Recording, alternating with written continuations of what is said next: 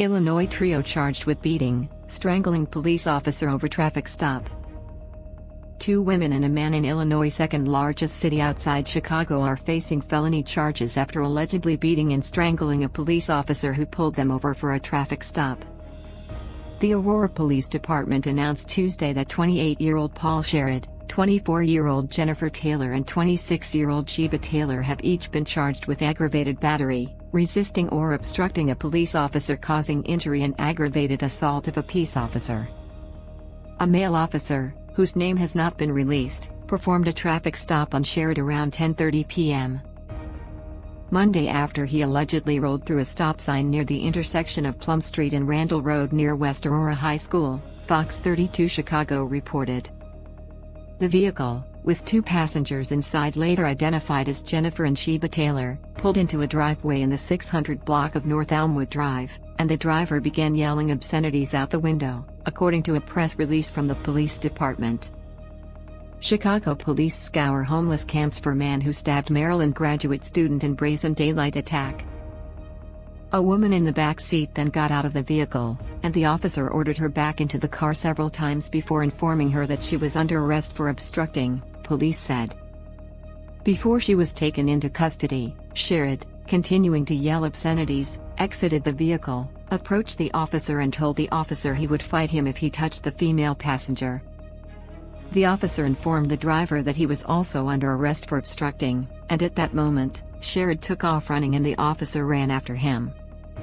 A second woman exited the vehicle and both Sheba and Jennifer Taylor ran after the officers yelling obscenities. It's unclear which Taylor was initially in the back seat during the traffic stop, but police said the female rear passenger approached the officer as they ran, and the officer then turned around and grabbed her arm to take her into custody, but she slipped out of his grip. Both women then began striking the officer with closed fists and kicking his body and head, police said. The officer heard a male's voice and then was struck repeatedly in the head from several angles. The female passenger placed her forearm around the officer's neck and applied significant force to his windpipe, causing him to lose the ability to breathe, according to the department. Our Aurora police officers are entrusted with keeping our community safe from harm.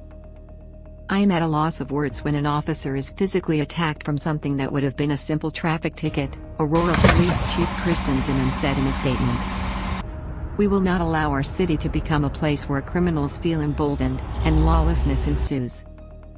This type of lawlessness and violence against our police officers cannot and will not be tolerated, Aurora Mayor Richard C. Irvin said in his own statement. This was an act of malice and cowardice, and I will absolutely seek that the perpetrators are prosecuted to the fullest extent of the law. Let's keep this officer in our prayers as the officer makes a full and complete recovery. Additional officers arrived to the scene and placed the three suspects in custody. Aurora Fire Department paramedics responded to the scene and transported the officer to an area hospital.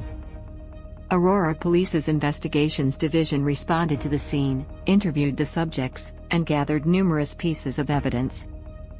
Detectives presented the case to the Kane County State's Attorney's Office, which authorized the felony charges against the three suspects. All three suspects appeared in Kane County bond call Tuesday morning. Bail for each of the Taylors was set at $50,000, with 10% to apply for a bond. Sherrod's bail was set at $75,000, also with 10% to apply for a bond. Each suspect has a separate court date scheduled in July.